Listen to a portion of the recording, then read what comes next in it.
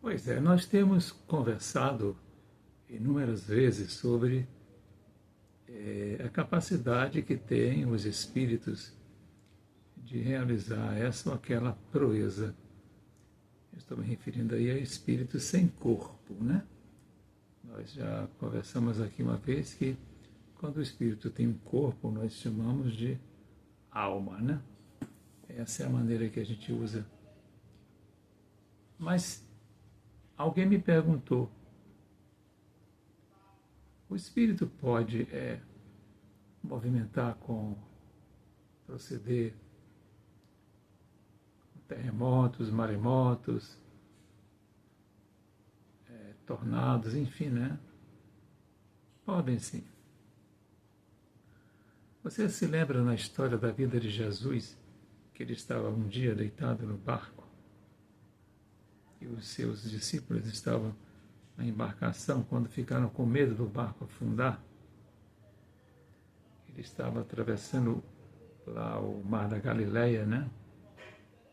E aí chamaram, chama o mestre, porque o barco vai virar. E chamaram Jesus, e Jesus olhou para eles assim, disse, mas vocês têm que me chamar para tudo. E conta a história que ele olhou para o céu assim, e as nuvens se afastaram, o vento parou de soprar com tanta violência e o barco continuou a viagem normalmente, tranquilamente, não é? É o Espírito fazendo essas proezas, né? Aí você vai me perguntar, mas Jesus fazia milagres? Ora, não se trata de um milagre. E, segundo consta, não foi Jesus quem teria feito esse movimento, embora ele soubesse fazer, tivesse a capacidade de fazê-lo, né? Mas ele, ao olhar, se comunica com os espíritos. Existem equipes de espíritos especializados em terremotos, maremotos, chuvas. Eu tenho dito a vocês aqui que Deus se manifesta através dos homens, através dos espíritos, através das questões da natureza, lembra disso? E através das questões da natureza é quando existe esse comando e subcomando para que vá atuar nessa ou naquela proposta, né? Então, essa é a capacidade que tem o espírito quando ele está confinado, como eu e você estamos aqui num corpo físico. As nossas capacidades são severamente diminuídas, porque nós ficamos muito à mercê de um equipamento chamado corpo físico, né? Que nem sempre está habilitado para tarefas mais, digamos, mais delicadas ou mais profundas, né?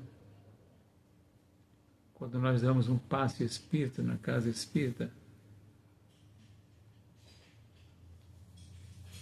somos nós, estamos atuando, podemos estar atuando sob a influência de um espírito sem corpo, ou sendo nosso próprio magnetismo, né? A nossa vontade, com o nosso magnetismo que nós todos temos, sendo aplicado a dar uma assistência a algum irmão que esteja em dificuldade.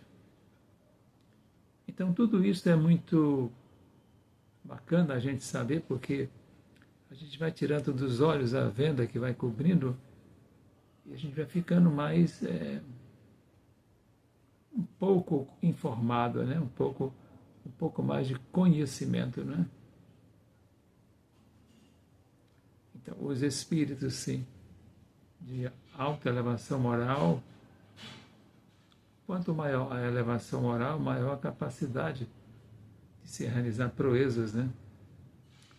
Proezas aí eu coloco entre aspas, porque são todas elas questões de natureza metafísica, né? Pelo menos aos nossos olhos, né? Aos nossos sentidos. Os nossos sentidos são muito grosseiros ainda, né? Tato, olfato, visão, audição e paladar.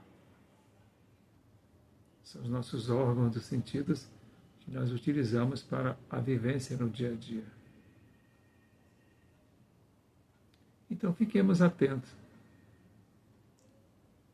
Os espíritos podem nos criar problema, podem nos ajudar, vai depender da nossa condição moral e da condição moral daquele que imprime a sua força, né? Por exemplo, todas as curas do corpo físico que Jesus fez, o cego, o aleijado, o leproso, até mesmo Lázaro, né? Advém da sua condição moral especialíssima, né? O próprio Divaldo Franco, eu ouvi Divaldo contando um caso que ele estava em uma palestra e um homem sentiu mal e teria ido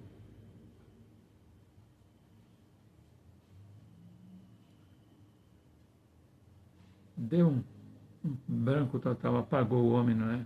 E chamaram ele, chama Divaldo, e ele veio da plateia, ele estava palestrando, e ele com as mãos, ele fez com que o indivíduo retornasse, né?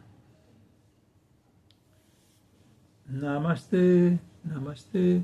O Deus que habita em mim cumprimenta o Deus que habita em você. Jesus esteja em tua maneira de viver a tua bendita vida. Muita paz.